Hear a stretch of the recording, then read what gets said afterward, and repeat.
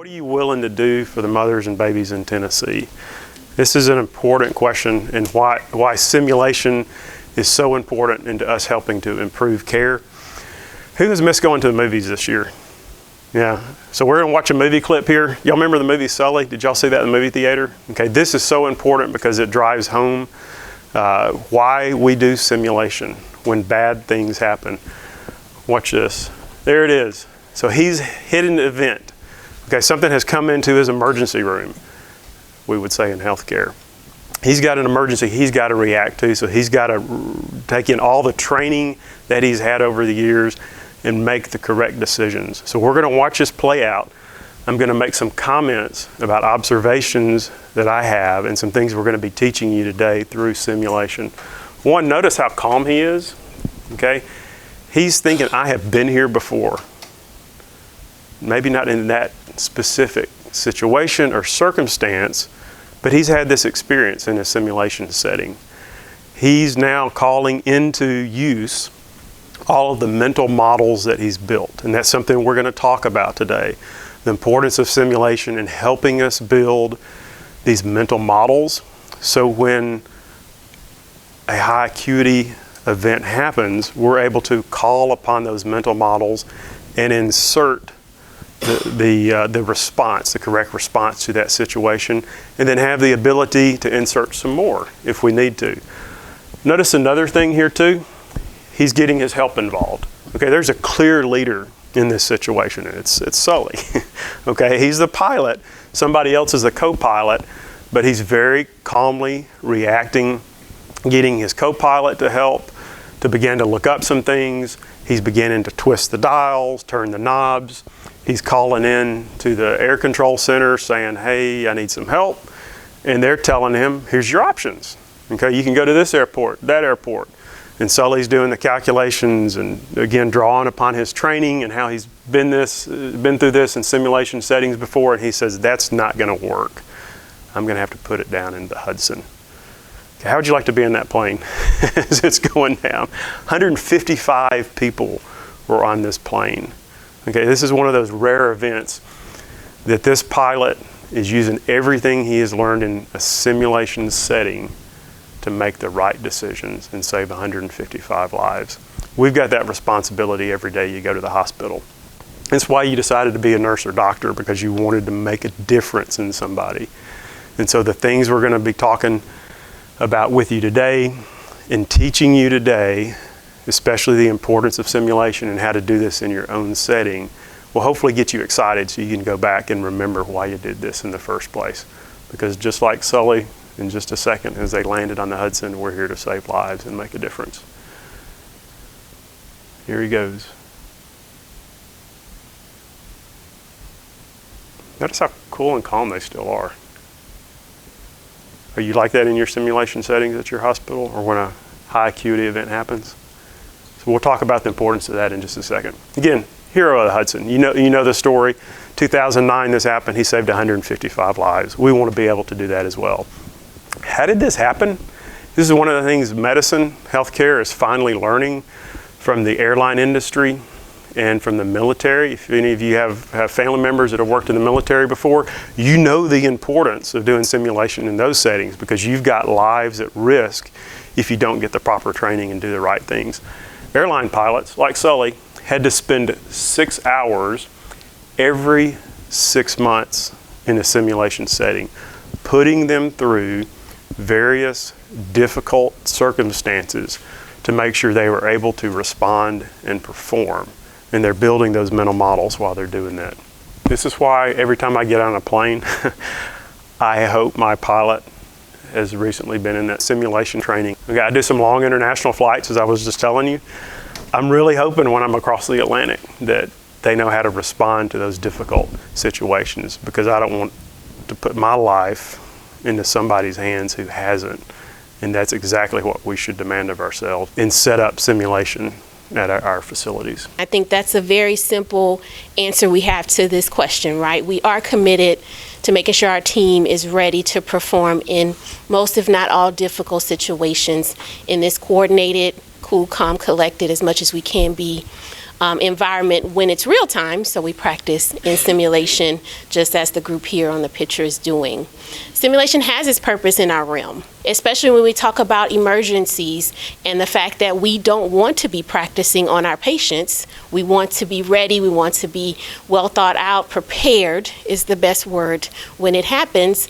And even though it may feel a little silly when you start these things, you can very much so role play and create a realistic situation in even the most casual clothing, mannequin, mixed group situation. So what are our objectives today? The first is we want to make sure we're learning the tools that are needed to provide effective simulation training at your facility that will work for your teams. And we want this to happen on a regular basis for your teams. Just like the airline industry, we know doing this once a year or every other year may not be enough for our team. Also remember that our team switches, right? We get new members, we lose members, people change roles on the team, so it's important to be doing this on a regular basis.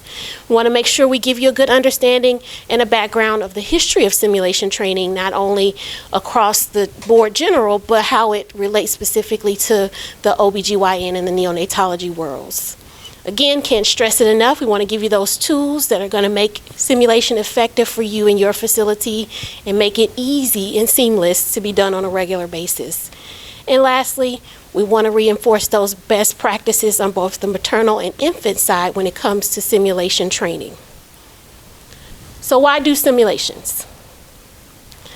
We have the data, we have the proof that it's probably time across the board for us to do things a little bit differently so that we can save lives and decrease morbidity. And what do we know? The maternal mortality rate is increasing across the nation, right? We're a very developed country, but we carry the rates of those countries and sometimes above that are not as so developed.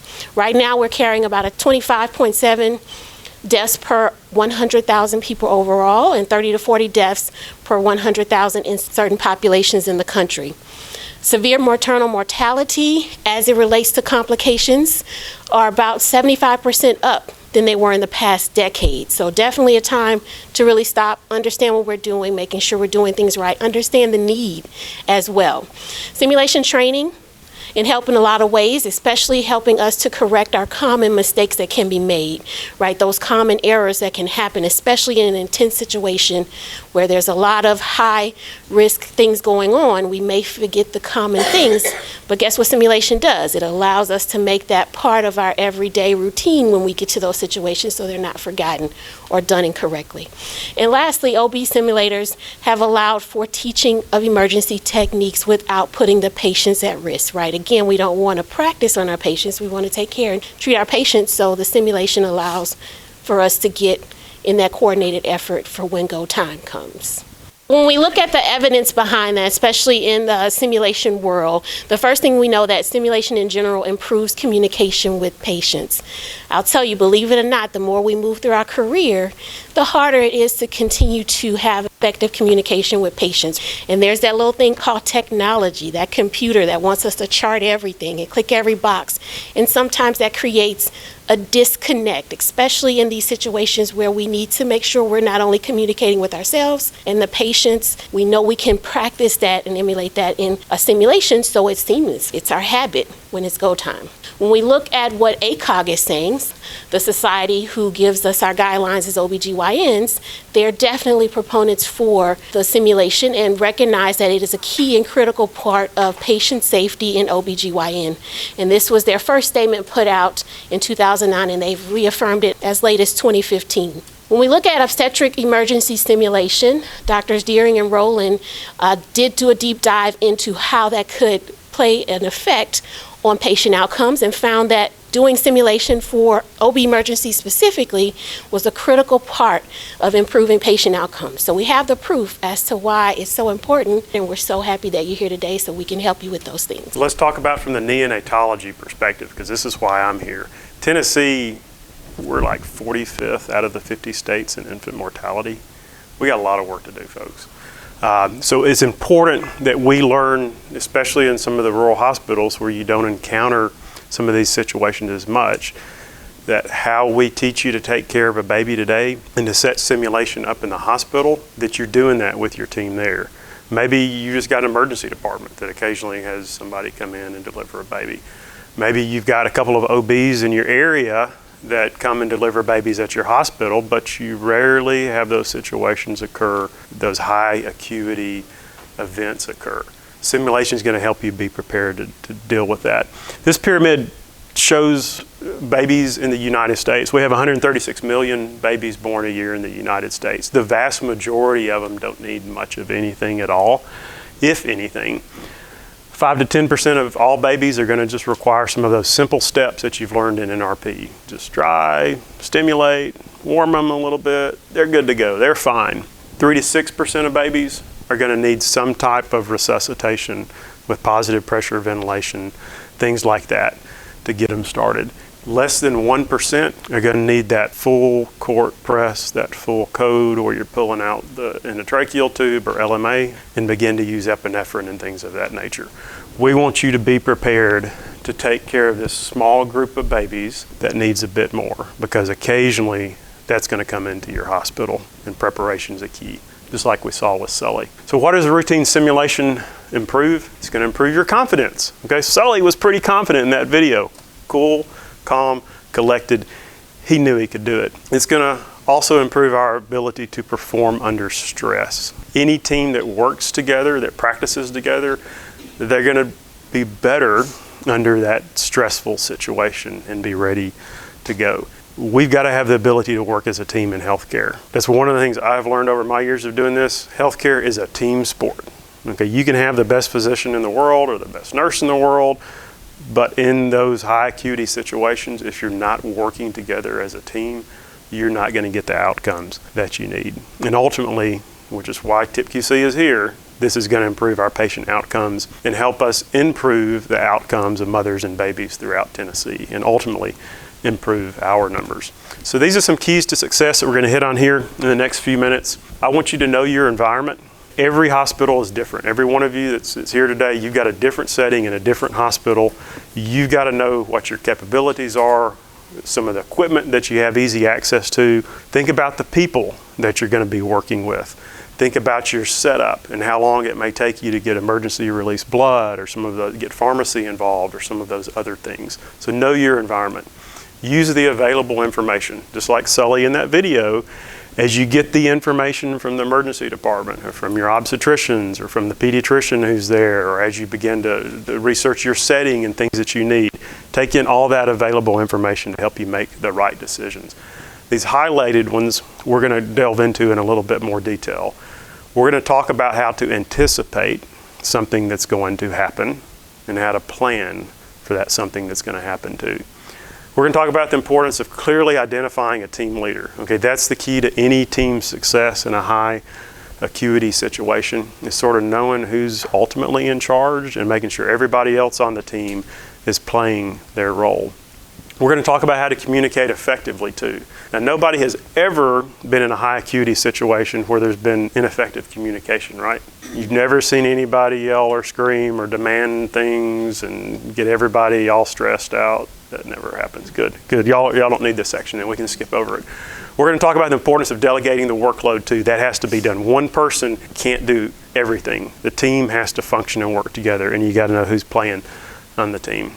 We're going to talk about the importance of not developing tunnel vision. Okay, Sully did not do that in that video. Most airplanes crash because the pilot, when something happens, the pilot gets focused on one thing, and they can't see the big picture, and they drive the plane into the ground. Okay, let's not do that. Okay, we want to avoid tunnel vision, and we're going to talk to you about how to do that too. We're going to talk about using your available resources, realizing that you need to call for additional help, and the importance of maintaining professional behavior in these stressful situations. The importance as you're doing simulation training is we have to anticipate for any scenario, as many as we can dream of, and then some more, and plan properly for each one. What we want to do is, as we're anticipating and we're problem solving, even in simulation, we want to start building boxes.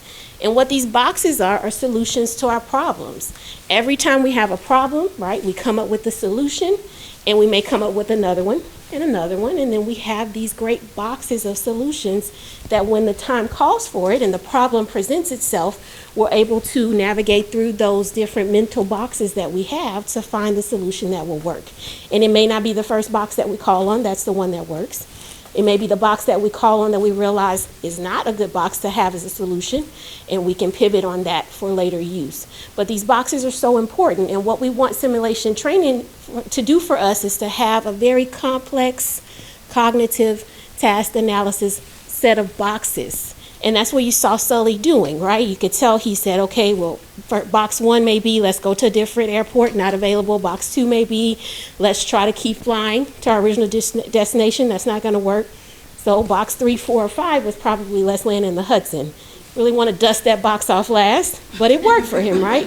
And so that's the same thing. You know, you want a patient who's hemorrhaging, maybe let's get blood, but the blood bank doesn't have any. So what's our next step? We don't have that medication. What's our next step? Maybe our boxes are all being called on at the same time. But this is what simulation training is going to do for us. It's going to build many boxes of solution for the problems we may have. This is the second highest paid sports figure in the world. Okay, Tom Brady, he's making like $70 million a year. This guy's making like $130 million a year. He is the greatest soccer player of all time. Well recognized, has won every award in soccer multiple times except for like a World Cup. So that's like last in his list to do. But he's awesome. Best player in the world. This is the worst team in the world. Now, if Messi joined this team, do you think this team would get any better? Maybe a little bit. I can guarantee you they're not going to win the World Cup either. Okay. This is like your team. Okay. You may, again, have the best doctor, best nurse ever. But if you're not playing together as a team and functioning as a team, you're not going to be successful. This is why Barcelona, that's who Messi plays for, one of the Spanish teams, is so good because they practice together. They know how to function together as a team. They've spent hours and hours on the field doing the things that they're going to do and execute in games so they are successful. And they can get Messi the ball and make the magic happen when he gets the ball. Okay? And Messi also knows how to use the players appropriately on his team so he can distribute the ball and give it to somebody else when he needs to. Okay, he is like an unselfish player. He's so good because he's unselfish and he can give the ball away like that if he needs to make the magic happen. That's what we've got to do with our teams, is actually practice together so when those high acuity events come into our hospitals, we can make the magic happen too. We've got to use simulation to put the effort into making our teams great. And I know every hospital here can do this. Okay, we can all improve our outcomes, whether you're a level 4 hospital or you're a level 2 hospital. We all need to use simulation to make our teams great. The key to that is making sure we learn how to communicate, because you learn how to communicate in a stressful simulation setting. And I'm not going to lie to you and tell you a simulation is not stressful at all and it's just pretend. If you're doing it right, it actually does become a pretty stressful situation as well. But we learn how to communicate in those stressful situations too. We also learn how to delegate our duties and figure out what everybody on the team is best at doing in that simulation setting. And if we do that in that setting, in the real world setting, it's going to be much easier to do the right thing.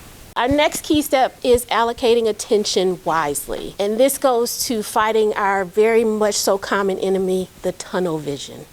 We can be so focused on our task on the team that we could miss the big picture, and missing that big picture as a team could lead to the outcome that we do not want or the outcome we're trying to avoid.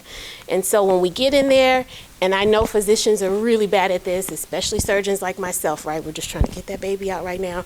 Let's get the baby out. And mom's screaming her head off because she is in so much pain and the epidural isn't working, right? Or you may be so focused on connecting and feeling something or getting a line in that we don't realize that we're hemorrhaging. It's about working as a team to see every perspective as much as possible, not just focusing on the tunnel and saying, oh, perfect for me. I did my task, and the whole scenario in itself turns out to be a disaster of things. Because when we have tunnel vision, we may miss the big picture. And we're in trouble now. So we want to make sure that we are allocating our attention wisely, and that may mean pivoting to different parts of the overall task to make sure we as a team flow seamlessly through this simulation that will then turn into a great effort when it is real world. So when creating the simulation, we want to make sure it is as realistic as possible. And that doesn't always mean we have to spend the most money on the most sophisticated high fidelity equipment, but realistic may be having it on your unit instead of in a conference room. Realistic may be having it with the set of number of team members that are usually working that day, not everyone on the unit showing up for this. Or realistic may also be timeline, right? It's not real world to say, hey, I need this medicine, and someone magically turns around and it appears. We know that doesn't happen, right? Pharmacy has to send it down, we have to draw it up, all those things, Omnicell, things like that. We want to make sure we're using real equipment when possible. You'll see that some things here that we demonstrate are in the form of a laminated version of that, or we have mock-ups of certain medications, or we may actually be able to have some sort of simulation training version of what you could use in the real world. We want to make sure we're reviewing the expectation. It doesn't always have to be a surprise on your team. If we're planning this out for the day, just as we set our expectations with you guys as we do training today, do that with your team so they come ready, prepared, not necessarily prepared as in they've practiced, but prepared to be fully into the experience so that they can learn and you guys can grow as a team. You don't always have to announce it. I do think at some point when you build your momentum, and this is a regular basis thing, it's very key to have surprise simulation, right? On the unit. Let's do this as if it's happening real world, because real world doesn't allow for it to happen at times when there's nothing else going on the unit. It's usually chaos already, and here comes this big deal situation. We want to make sure that you minimize the interaction between the instructor and the learners during the event. Let's let it play out as it should, and then take that moment after to really dissect how it happened and what we can improve on, what we did well. But try your best to not coach people through the event. It's not the best learning experience that way. And then the naughty word. I'm going to say it, it's not a curse word. Debriefing is really important. I know that word tends to conjure up some ill feelings for a lot of your members just in the daily workspace, but debriefing is going to be so important again to be able to identify what went well, what we can improve on, what need there is that we didn't recognize, what we do well on the unit as far as stocking, resources, and we'll get into that in a deeper conversation here in a few minutes. But you do need one more thing, just one more thing. And that one more thing is resources, right? And again, we can have high fidelity, low fidelity resources. On the OBGYN side, the Mama Natalie, and that's our postpartum hemorrhage simulator. And it works really well because you can fill it with fake blood and have mom hemorrhage. Your actor usually can turn on and off that hemorrhage to create that situation. For the actor, it's very key because you don't have to press on her uterus in order to do simulation, so she'll appreciate that as well. But if you don't have that resource, this can be easily recreated with just simple supplies, as for like your Foley balloon, right? We can put that bag in there and we can simulate that. So it's really about being creative, but then making the situation realistic if your simulator is not the sophisticated structure as you see before you. And you need one more thing. You need a baby simulator too. If we're going to take care of moms and babies, well, you got to have a baby to be able to take care of. So we're going to give you one of the Neonatalies to take it with you, teach you how to use this. These are absolutely great. I've traveled the world with these, given them out in places to help start simulation in some of the countries that I've mentioned. This is fantastic too. App Store, I think it's on the Google App Store as well, but it's definitely on the Apple App Store. This is an easy, cheap way. I think it's $20 an hour or so to download this. And I've got it on my iPad and I've got it on my iPhone, and I can use my iPhone to run this on the iPad. So as soon as our team gets our low fidelity mannequin to where they've got the pads on, we can begin to get a heart rate. And when they put the oxygen saturation monitor on, we can begin to get an oxygen saturation level. And I can adjust this real time on my phone, and the team will see the information on the iPad as they are doing the steps of resuscitation. So it's a very easy, cheap way to turn the neonatally into a high fidelity mannequin. Highly recommend you using this as you get more comfort with simulation. So what's going to happen? If you take this back to your hospitals and you begin to do this, is it going to make a difference? That's something that we want to know. So this is a trial that was published in Pediatrics a couple of years ago at a French hospital, and they took 2 teams. They brought both the teams in. They did training on 2 scenarios. So this is their technical score. Scenario 1 team in white, 1 team in gray, and they said, hey, y'all are doing exactly the same sort of as we would expect you to do. And then they told one team, just go back to your hospital, don't do anything else. And the other team, they said, we want you to do regular simulation and see if you are able to improve and maintain your scores. Guess what? The team that did the regular simulation, when they went back and scored them, and when they got the teams back together, the team that continued to practice together continued to improve more and do better for when those real world situations came into the hospital. They also had a team score where they could see how well the team is functioning together. Well, you can see what happened there too. If the team's practicing together, they're going to function better too. So the same thing as far as outcomes in a similar way. We looked at in the OBGYN world, and what they found when you compared simulation to just didactic training, so a lecture like we're doing now, you actually had improvement in the performance of your teams when they did simulation training versus those who just learned by lecture. And they really tested this against your high acuity situations like shoulder dystocia and eclampsia. Looking at reducing risk, it was found that when you did simulation training, they actually, team members were actually able to do better with their clinical decision making. So there was a positive effect on just decision making, and that's a great thing to have improve in high stress situations especially. And then looking at training in simulation on a day-long basis, they saw overall improvement in those adverse outcomes that we're trying to avoid. So decreasing your 5-minute APGAR score being low, decrease in complications like encephalopathy for the infant. Error identification and management was a big improvement that was seen with simulation training in OBGYN. So those common errors that we talked about earlier saw a significant decrease in those occurring in the real world situation. Team performance, of course, it makes sense that that would improve, that working as a team, regardless of what members are there, was actually beneficial improvement there when you did simulation training prior to the actual event.